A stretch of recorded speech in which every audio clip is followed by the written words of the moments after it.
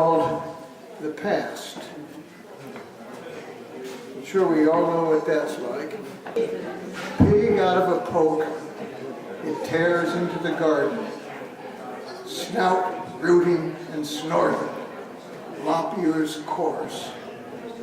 Its eyes squeeze with mean intelligence, and its trotters chop and chop into the topsoil.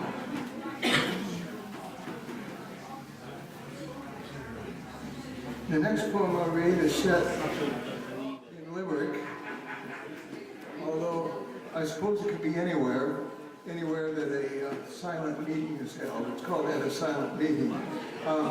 For a year or so, I used to attend a Quaker meeting in Limerick.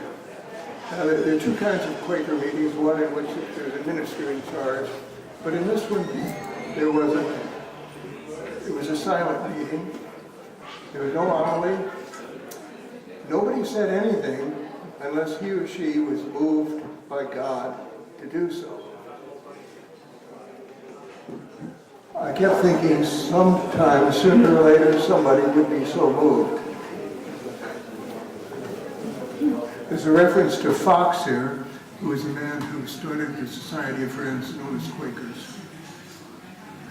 A meeting in which no one is moved to talk ought to give even Fox's faith a wrench and send him damp in spirit from his bench. Who'd benefit from a silence that occurs so deep in the heart he'd scream for something worse? Better to spend Sabbaths on country walks or trotting gamely toward a distant green. Then God might manifest himself in stones, or making your driving iron his baritone, affirm to all outdoors either that you're his beloved son whose sins he can endure, or else the goddamnedest fool he's ever seen. If that's too chancy, go and find a pew where hope appropriates the flow of words from God's employee who gets paid for being heard. This programmed pauses may not lay a fire, but your vocal cords can vibrate with the choir, and neither sermon nor prayer will depend on you. You just have to sing. Which of course is what you do at meeting, only there each moment is a continual reproach to your silences. The dark spot on the footstool takes your stare until your eyes begin to disappear, or even turn inward for a minute or two, which might be a beginning. Oh, if only one would break the silence for you, would give forth assurance that a Sunday morning is worth the trouble it puts you to.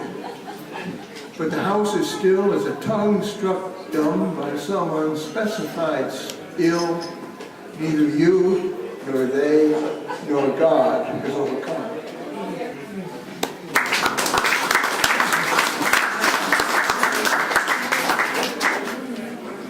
Thank you.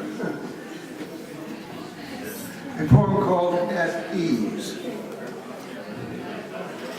This was written some time ago, as you'll understand from the reference to Brian Keenan.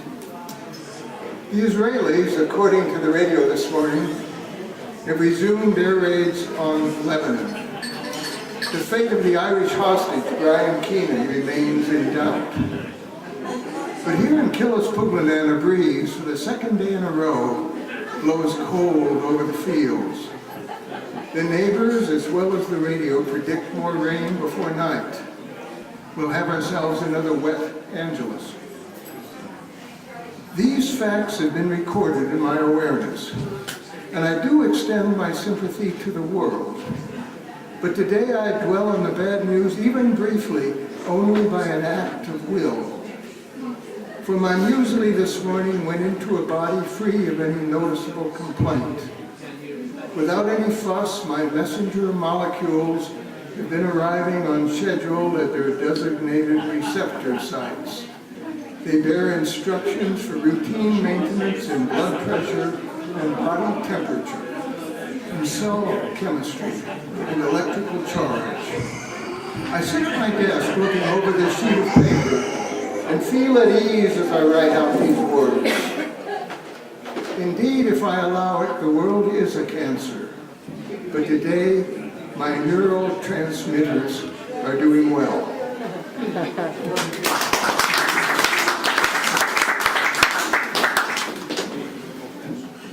And let's see, one more from the book right now.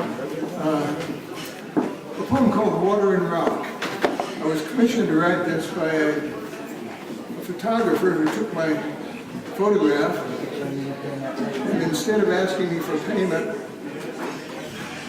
asked me to write a poem about a photograph that she showed me. It was a picture of some turbulent water running over rocks. So here it is, Water and Rock, 3 voices from a photograph by Becky Bowman-Ruby. 1, my moment of passage.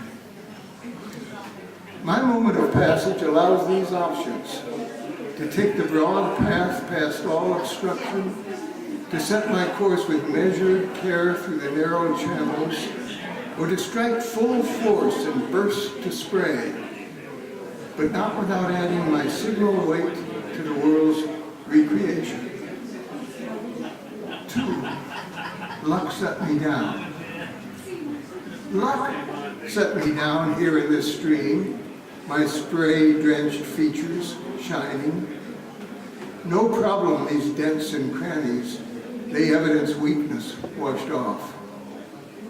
How different from being a chronic slab, a bed for another bed to lie on. 3, water, rock, spray. Day after day, say what you please. All slips away and all stays at ease. Water, rock, spray. I am each of these.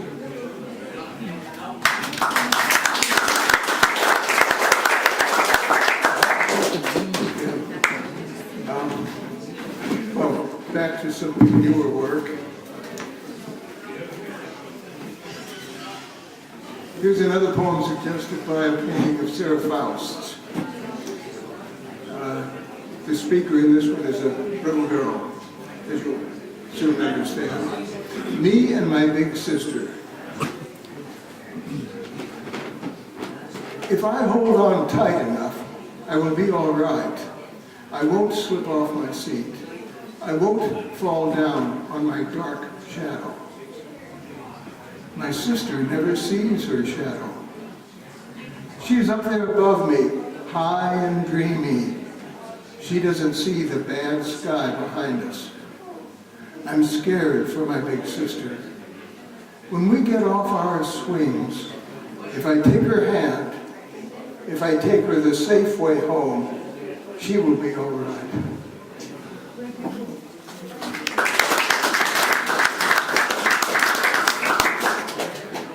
And, well, I don't know about this next poem, but I do know that it takes me back about 70 years. It's called Bigler. It's about a dentist. He drilled without Novocaine, and I, a young boy, knew no better. One time when I clamped shut my jaw, my mother proclaimed that she was so mad she could spit. At 18, having found my own dentist, I relapsed in the relative ease of a numbed jaw. Years after that, in my dead father's apartment, I found the love letters Bigler had written to my mother.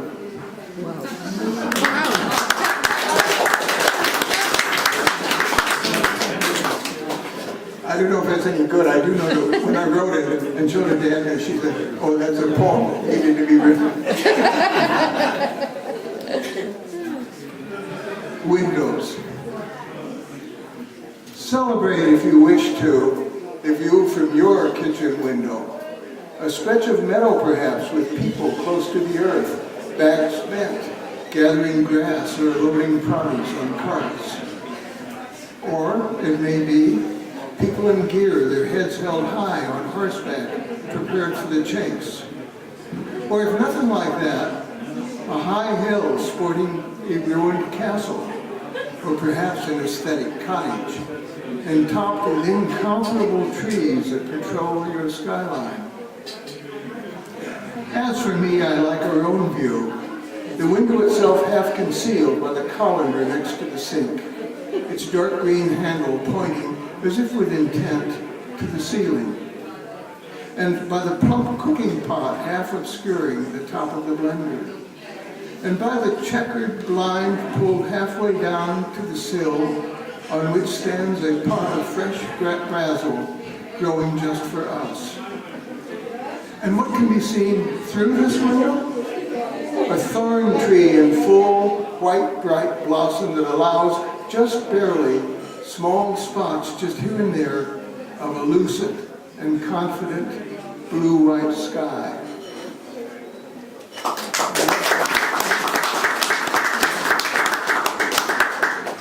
Thank you.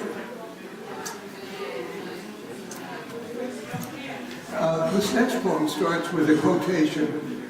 Well, it's preceded by a quotation from Penelope Shovin. And it goes this way.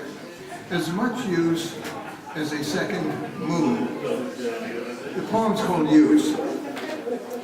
In the beginning, we were made glad by the new luminosity, by fewer oppressive nights. If a cloud degraded one, we could turn to the other. Out for a late night walk, we had one both coming and going. And if the first was a sliver, the other approached fullness. We did not question at first why it should be this way, how the sky should be so altered. All too soon, of course, we had to deal with the tides.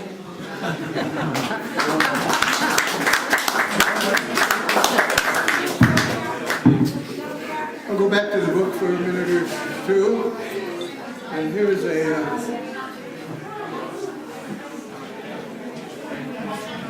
brief fictional monologue, or narrative rather, called The Small Dog.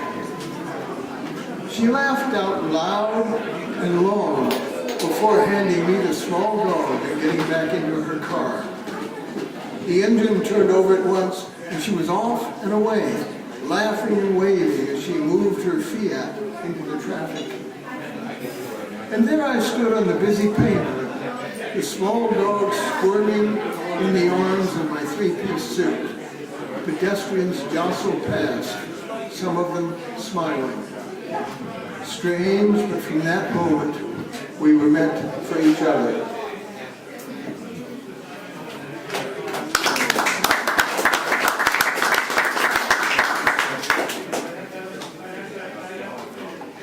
A hush. A hush settled on the street.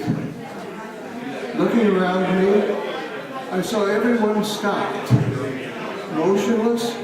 Some were on footpaths, feet raised in arrested stride.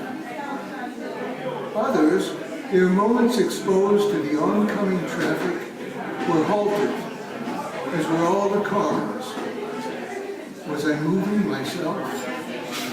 At some point I must have moved, leaving behind me children gripped by their mothers' hands, and women in old cloth coats burdened by bags, and young men jacketed bright on errands of trust. Here I am, so surely I moved, back into a world which never, from one breath to the next, coincides with the world before.